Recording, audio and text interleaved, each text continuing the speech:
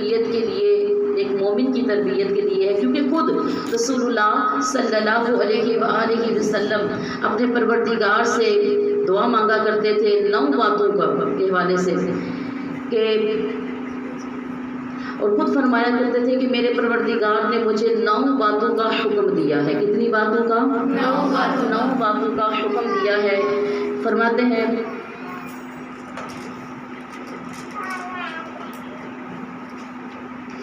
کہ وہ 9 باتیں تھیں جو ظاہر اور باطن میں اخلاص کو اپنا شعار بناؤ، دوسرا خوشنودی اور ناراضگی میں عدل کرو، تیسرا خوشحالی اور تنگ دستی میں میانہ روی اختیار کرو، چوتھا جو مجھ پر ظلم کرے اس کو معاف کر دوں، پانچواں جو قطع تعلقی کرے میں اس سے صلہ رحمی کروں،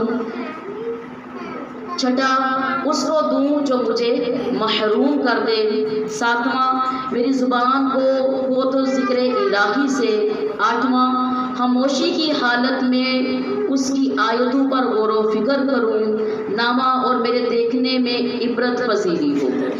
اللہ تعالیٰ سے نے یہ 9 چیزیں جو ہیں اللہ تعالیٰ کے نبی صلی اللہ علیہ وسلم فرماتے ہیں کہ مجھے میرے پروردگار نے 9 باتوں کا حکم دیا، تو یقیناً ہم بھی امت محمدیہ ہونے کے ناطے ہمارا بھی یہ اولین فرض ہے کہ جو طریقہ ہمارے نبی صلی اللہ علیہ وآلہ وسلم کا ہے وہی ہم امتیوں کا بھی ہونا چاہیے۔ یہ چیز ہم نے سیکھی سورہ الاعراف سے۔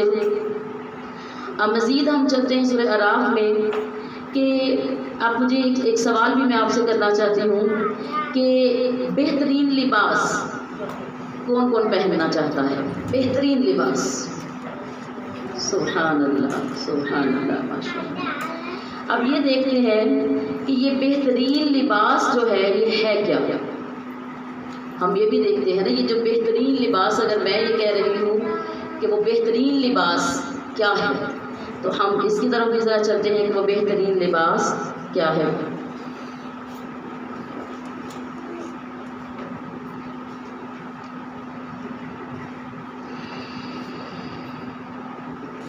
ایمان والیوں، وہ بہترین لباس جو سورہ الاعراف ہمیں بتاتی ہے، دیکھیے وَلِبَاسُ التَّقْوَىٰ ذَٰلِکَ خَیْرٌ، اور پرہیزگاری کا لباس وہ سب سے بہتر ہے۔ اب یہ لباس پرہیزگاری کی بات ہو رہی ہے، میں تھوڑی سی اس کے تاریخ میں جانا چاہتی ہوں کہ یہ کیا معاملہ تھا۔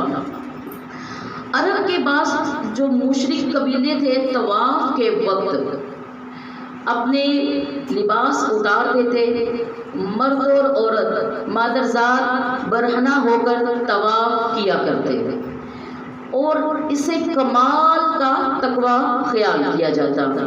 نہ صرف عرب بلکہ دوسری دنیا کی اکثر قومیں اپنی مذہبی رسوم و عبادات کی ادائیگی کے وقت شرم و حیا کی چادر اتار پھینکتی ہیں۔ ہردوار اور بنارس میں اشنان کرنے والوں کے متعلق کسے معلوم نہیں کہ وہاں عریانی اور برہنگی کا کتنا شرمناک مظاہرہ کیا جاتا ہے۔ اور اگر آج کے دور میں بھی ہم دیکھیں تو آج بھی تو یہی چیزیں ہیں کہ آج کے ثقافت و فن کی کسی محفل میں گرمی پیدا ہی نہیں ہوتی جب تک شرم و حیا کی ساری قطروں کو پاؤں تلے نہ روندا جائے۔ تو اس لیے یہاں خطاب کسی خاص قوم یا قبیلہ سے نہیں ہے، بلکہ لباس کی اہمیت بیان کرتے ہوئے ساری اولاد آدم کو خطاب فرمایا جا رہا ہے کیونکہ اس آیت میں لباس کے 2 فائدے ہمیں نظر آتے ہیں، 2 فائدے بیان کیے گئے ہیں۔ ایک یہ کہ یہ ستر عورت کا کام دیتا ہے، دوسرا یہ کہ وہ انسان کی آسائش اور زینت کا باعث بنتا ہے۔ اور جو بہترین لباس ہے وہ کون سا ہے؟ تقوی۔ تقوی کا لباس ایسا ہے جو ہم ویسے لباس پہنتے ہیں وہ صرف ہمارے ظاہر کو سنوارتا ہے، مگر تقوی کا لباس ایسا ہے جو ہمارے ظاہر کے ساتھ ساتھ ہمارے باطن کو بھی سنوارتا ہے۔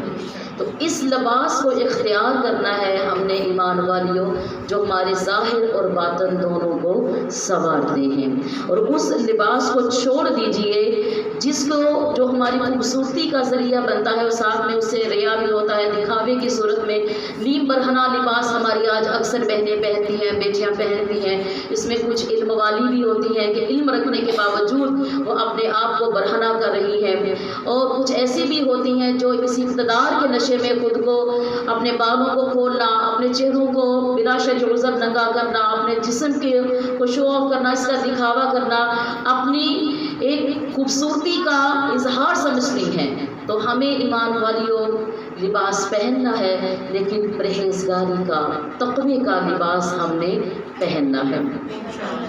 ذرا اونچی آواز سے بولیے، اور اونچی آواز سے، انشاءاللہ۔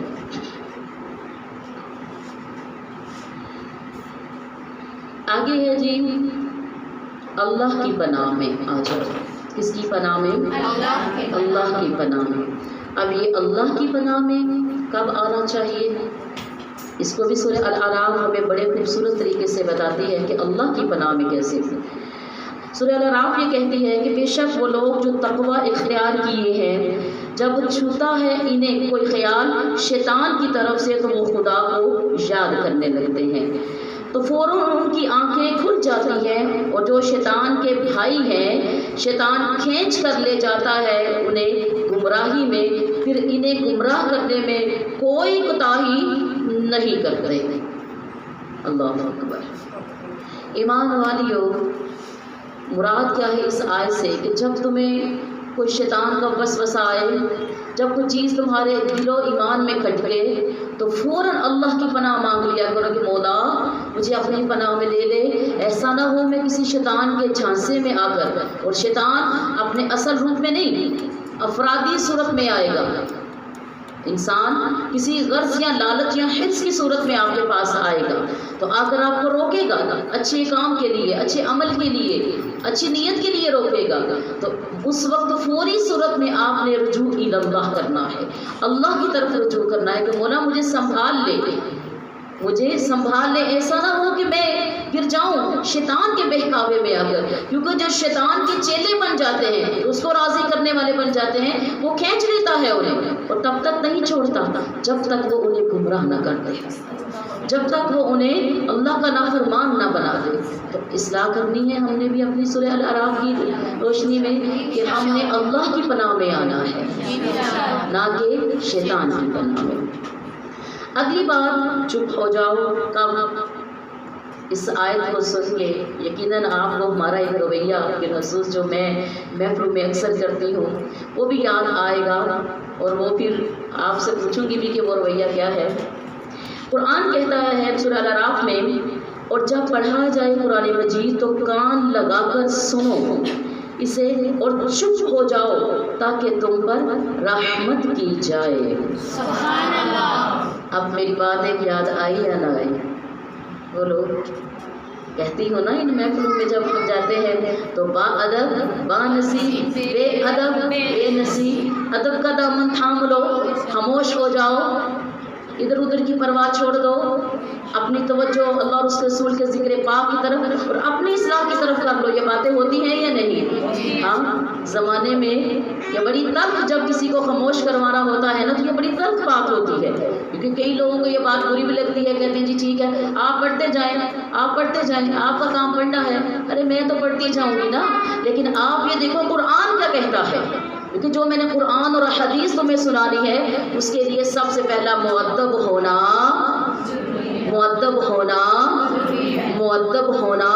ضروری ہے۔ اسی وجہ سے تو پاکوں کا ذکر سینوں میں سماتا ہے، وگرنہ ایک کان سے سنا جاتا ہے دوسرے سے نکال لیا جاتا ہے۔ اس کے بعد ہم جو آخر میں ذکر دیکھیں گے وہ بھی ایمان والیوں بڑا خوبصورت ایک پیغام ہے، اور وہ پیغام ہے ذکر الہی۔